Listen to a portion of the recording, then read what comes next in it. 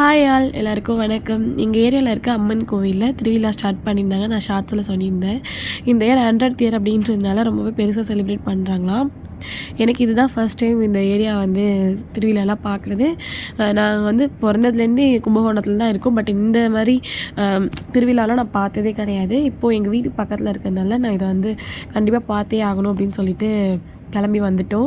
இன்றைக்கி 5th டே கழுமரம் ஏறுறது. 3 நாள் வந்து அம்மன் திருவிழா வந்தாங்க. 4ஆவது நாள் காத்தாராயன் சாமிக்கு திருக்கல்யாணம் பண்ணியிருந்தாங்க. 5 நாள் கழுமரம் ஏறினாங்க. கழுமரம் ஏறுறதுனா எல்லோரும் காப்பு கட்டியிருந்தவங்க எல்லாருமே ஒரு வேஷம் போட்டுட்டு வந்து ஊரை ஃபுல்லாக சுற்றி வருவாங்களாம். சுற்றி வந்துட்டு அதுக்கப்புறமா அங்கே கட்டி வச்சுருக்க கழுமரத்தில் ஏறி மேலேருந்து பூ, சாக்லேட், பொரி இந்த மாதிரி ஐட்டம்லாம் வந்து தூவுவாங்க. இது ஒரு சம்பிரதாயம் அப்படின்னு சொல்கிறாங்க.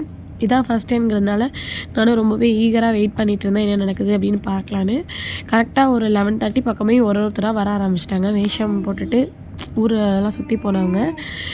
பார்க்கவே அழகாக இருந்தது. சின்ன சின்ன குழந்தைங்களாம் ஆண்டாள் வேஷம், முருகர் வேஷம், விநாயகர் வேஷம் இந்த மாதிரிலாம் போட்டிருக்கோம். பார்க்க ரொம்ப அழகாக இருந்தது.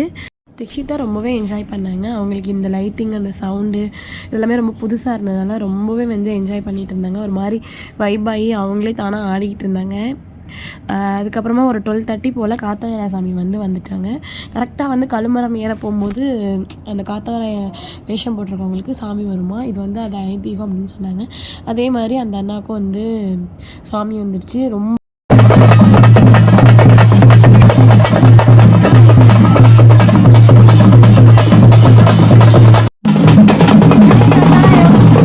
கொஞ்ச நேரத்துலேயே வந்து சாமி வந்து கழுமரம் ஏற ஸ்டார்ட் பண்ணிட்டாங்க.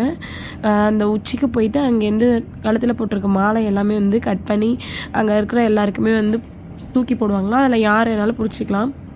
அந்த மாதிரி பூவை வந்து நம்ம வீட்டில் எடுத்துகிட்டு போய் வச்சா ரொம்ப நல்லது அப்படின்னு அங்கே இருக்க பாட்டி சொல்லிகிட்டு இருந்தாங்க. நிறைய பேர் ரொம்ப ஈகராக வந்து பிடிக்கிறதுக்காக ரொம்ப வெயிட் பண்ணிகிட்டு இருந்தாங்க. அந்த கிளிப்பிங்ஸ்லாம் உங்களுக்கு ஆட் பண்ணியிருக்கேன் பாருங்கள்.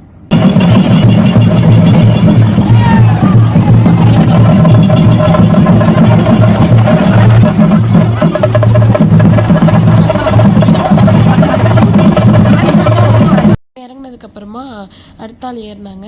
அவங்களும் ஏறி பூவு அடுத்தடுத்த ஆள்கள் வந்து வாழைப்பழம், சாக்லேட், பொரி இந்த மாதிரி ஐட்டம்லாம் வந்து மேலேருந்து தூக்கி போட்டுகிட்டே இருந்தாங்க. அதை கேட்ச் பண்ணுறதுக்கே நிறைய பேர் வந்து ஒரு மாதிரி ஈகராக வெயிட் பண்ணிகிட்டு இருந்தாங்க. பார்க்கவே நல்லா இருந்தது. ஒரு மாதிரி நைட் டைம் இந்த இது தெரியல, ஒரு மாதிரி டிஃப்ரெண்ட்டாக இருந்தது பார்க்குறதுக்கு.